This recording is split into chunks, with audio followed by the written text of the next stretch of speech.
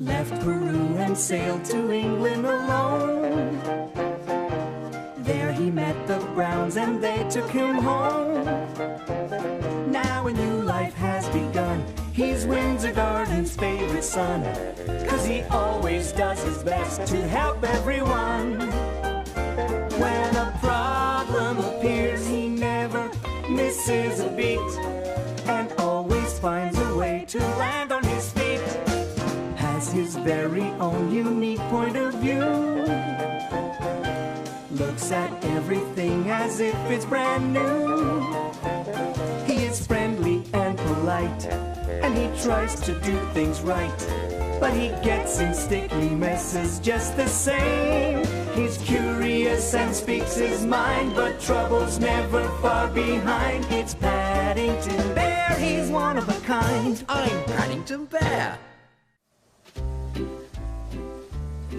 There's been another burglary in the neighbourhood. It's getting so you can't trust anybody these days. Oh, I agree, Mrs. Brown. It's just terrible. Go ahead. But just one, or you'll spoil your dinner. I expect if I were a detective, I could catch that burglar in no time. Oh, so it's detective you're playing at, is it? Then maybe you can solve the mystery of who put this marmalade stain on the new tablecloth. That's easy. I did. You see, my first case, and it's already solved. You won't believe what's happened. Someone's stolen my prize pumpkin. Never mind, Henry dear. You've got several others just as good. I do mind. And the others will never be as good. Not in time for the vegetable show next week. Perhaps it was one of your competitors. That's it. Of course. You know, I've a good mind to offer some kind of reward. A reward? I set out to solve the case of the missing pumpkin. My first step was to visit Mr. Gruber at his antique shop. Mr. Gruber gave me a magnifying glass and an ink pad for taking fingerprints. How are you getting on, Mr. Brown? I'm afraid bears are good at making paw prints. Well, here are some other things you might find useful. A police whistle, a notebook for writing down clues, and some invisible ink. With all this equipment, I'm sure I'll be able to solve this case. There's only one thing missing. Every good detective needs a disguise. Now, let's see what we have. No. I don't think so. Definitely not. Now, that's better. Perfect. I decided to try out my disguise right away and find some clues. I was looking for a vegetable thief, so I thought the greengrocer's might be a good place to start.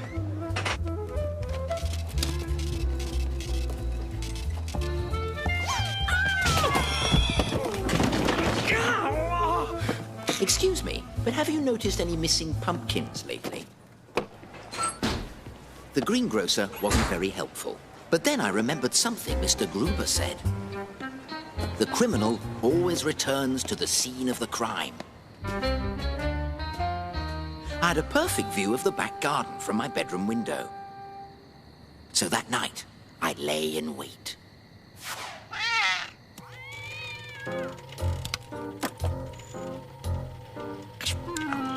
I had all the necessary surveillance equipment, and I was determined to stay up all night if I had to.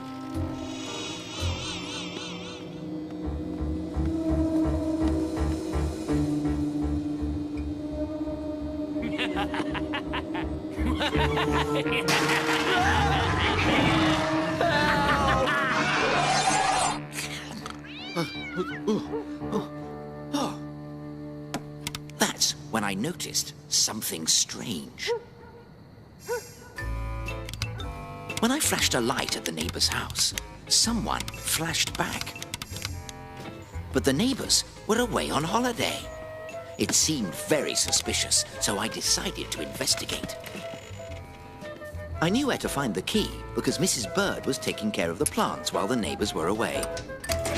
Hello? I was still looking for the missing pumpkin, so I went to check the refrigerator.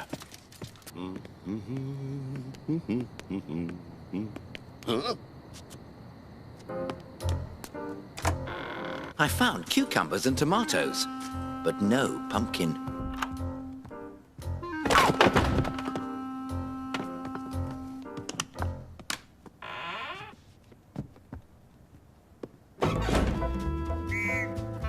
Henry!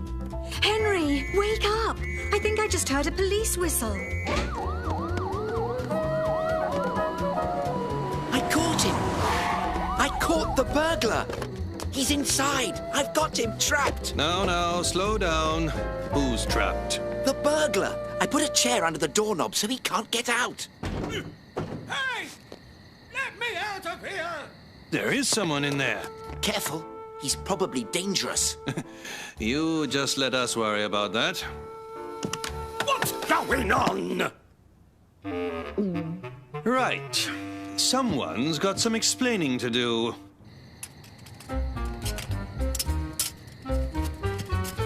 Let me see if I've got this right. You were looking for a missing pumpkin and you saw lights coming from an empty house. So you put on a disguise and packed up your... what was it? Marmalade sandwiches. Right. It's all here in my notebook. These pages are all blank. Well, of course. It's invisible ink. That's it. We're taking you in. Well, can I at least get my marmalade sandwiches? They're in the kitchen. What the...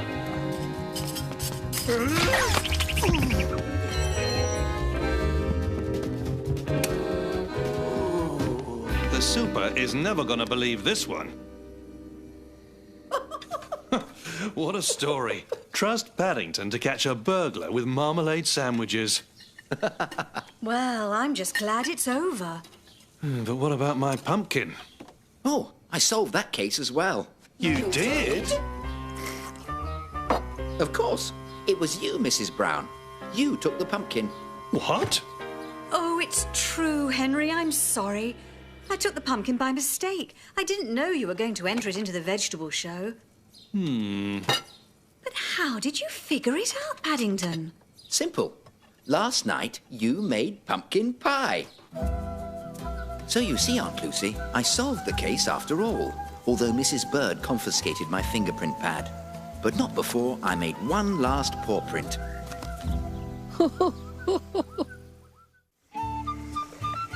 Mr. Gruber says Ireland is a magical place, rich in legend, myths, and some very strange customs. That's the famous Blarney Stone, Mr. Brown. If you kiss it, you will magically receive the gift of eloquence. Thousands of people have been there before you. Thousands? I don't think I fancy kissing it anymore. It's a good thing I've got something to take the taste away. Mr. Gruber told me that eloquence means you talk a lot. I wonder what Mrs. Bird would think about all this. She often says that bears should be seen and not heard. Do you feel any different, Mr. Brown? I was feeling dizzy. But I didn't want to disappoint Mr. Gruber in front of his friend. Why don't you say something really beautiful and poetic? There is no charge for kissing the Blarney Stone. Remove all loose valuables before doing so. They do say there's poetry in everything, if you look hard enough. Would you like to kiss the Blarney Stone, Siobhan? Oh, Grandfather, I'm too old for that silliness. I didn't think kissing the Blarney Stone was silly. Just dangerous. There's some marmalade. Ah, Mr. Gruber. Before Siobhan's last birthday, she loved my old tales in the Irish legends. I fear she may have forgotten about the part of her heart that wants to believe in such things as the Blarney Stone or leprechauns or Santa Claus. Not believe in Santa Claus?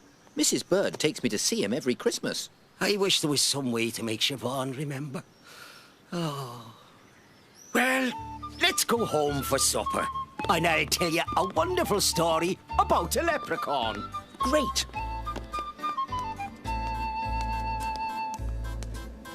Now, while I love stories about leprechauns, it was clear Siobhan didn't. And that's when the young girl saw the leprechaun. Oh! She knew he'd show her where his treasure was hidden, but she had to keep staring at him, or he'd disappear into thin air. I'm sure your hard stare would work very well on leprechauns, Mr. Brown. If they existed. Grandfather's stories are okay, but I know leprechauns and fairies don't exist. How do you know that? Because I've never seen one. And you know what they say? Seeing is believing. Good night, Paddington. Seeing is believing. What? Oh, it's you, Mr. Brown. What are you doing? Seeing is believing, Mr. Gruber. It certainly is. Siobhan said she doesn't think leprechauns are real because she's never seen one. But if she did see one, she might believe in them again, and in all the old stories she used to love. Mr. Brown, you are a genius. But I'm a bear. There are times when that is one and the same thing. Come, we have work to do. You take the library, Mr. Brown, and see if you can find out what a leprechaun looks like. Bears are good at finding out things. Meanwhile, I will try to gather together some treasure. Aha! The Leprechaun of Ireland. Legend has it that if you catch a leprechaun, he will lead you to a treasure. But take your eyes off him and he will vanish into thin air. At least you couldn't mistake him in a crowd. When you want to find out something, there's nothing like a good book. The trick is finding the right one. I wish Aunt Lucy could see me now. You make a wonderful leprechaun, Mr. Brown. And this bucket of marbles looks like real gold. But whatever else you do, you mustn't speak, because that will give the game away. Now get some sleep. Tomorrow, we try to remind Siobhan about how much fun magic and stories can be. Good night, Mr. Brown. I was looking forward to the morning. I'd never been a leprechaun before. I wonder where Mr. Brown is. It's not like him to oversleep. Please, can you go and see if he's awake, Siobhan? Okay.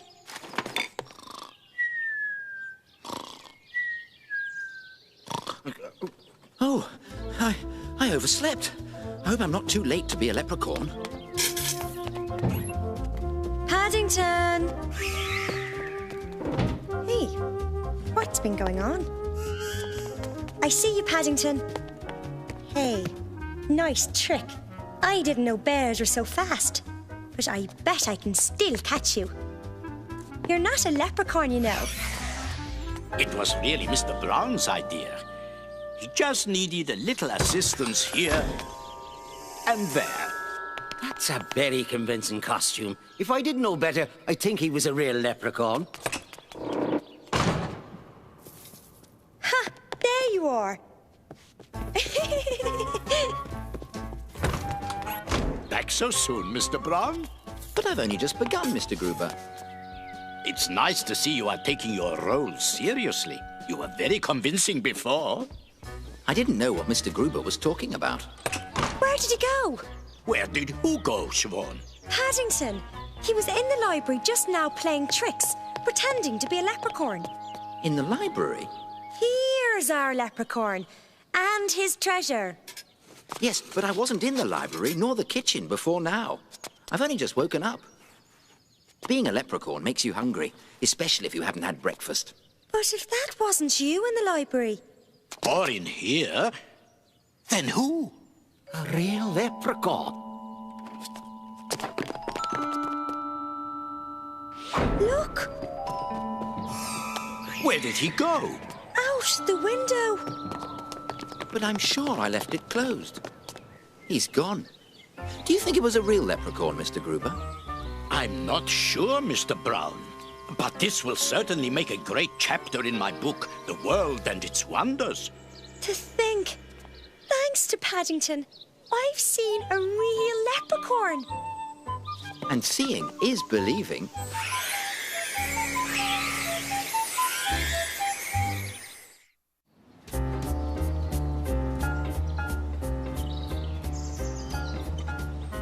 morning, Paddington. Good morning, Judy. What are you doing?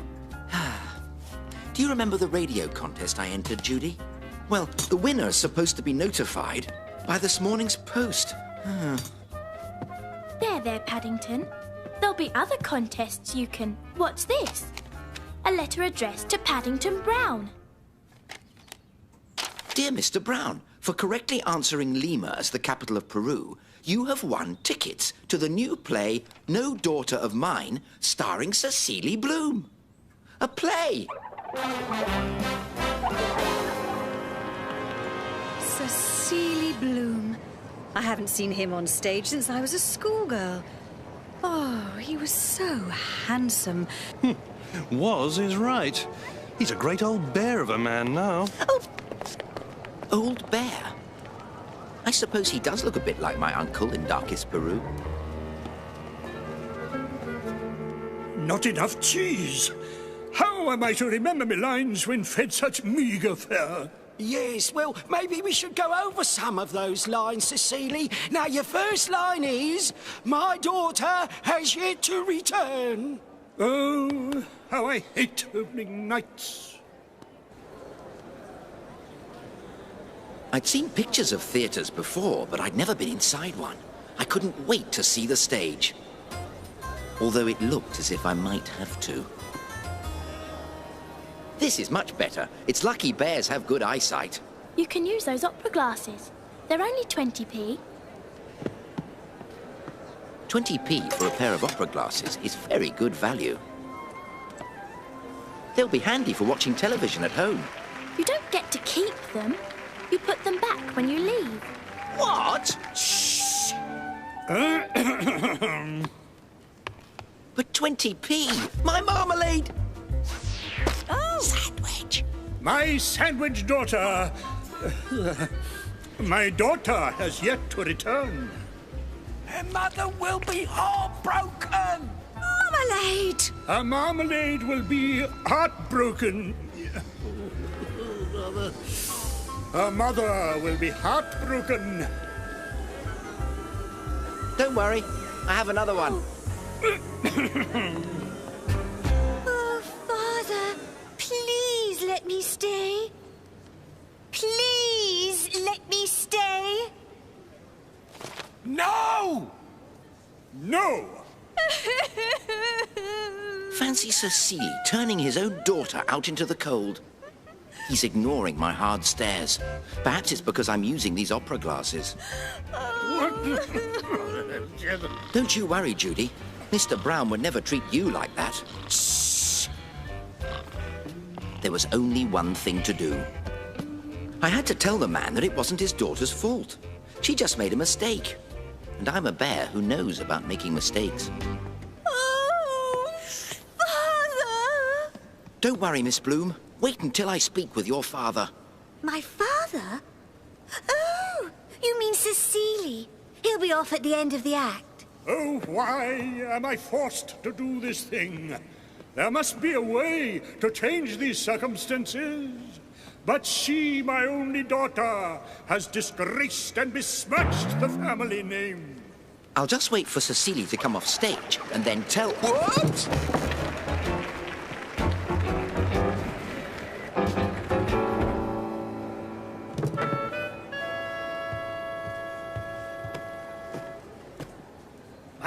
My line!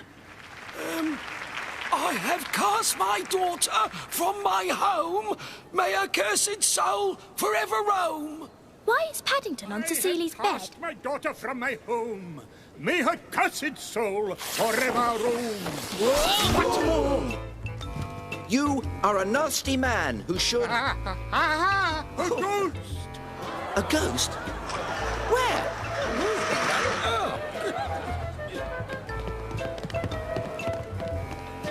There is nothing about a ghost in here. The ghost! I'm not a ghost. I am Paddington Brown. And you are a hard-hearted father who won't even listen to his own daughter. You should come and stay at Mr. and Mrs. Brown's. They took me in, and I came all the way from Darkest Peru. What is so funny? Don't you see, darling? Paddington believes you really are throwing me out into the world without a penny, it shows what a great actor you are. Yes, of course. Quite an understandable mistake, especially for such an intelligent and cultured-looking bear.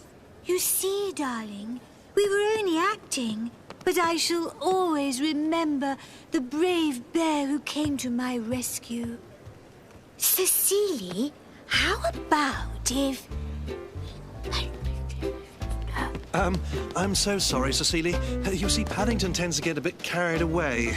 We'll just leave and let you get on with your play. Nonsense. We have decided we need a ghost for the second act, and this young bear is a born actor. Never been so scared in my life. Oh, Father, how can I ever thank you?